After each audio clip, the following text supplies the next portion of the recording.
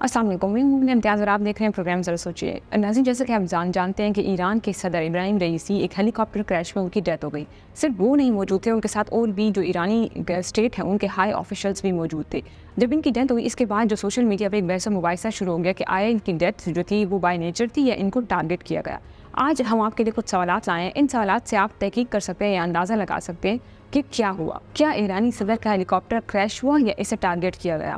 دوسرا اہم سوال یہ ہے کہ اگر موسم کی خرابی کی وجہ سے ہیلی کاپٹر کریش ہوا تو کیا اس دورے سے پہلے اس موسم کی پیشن گوئی نہیں کی گئی تھی؟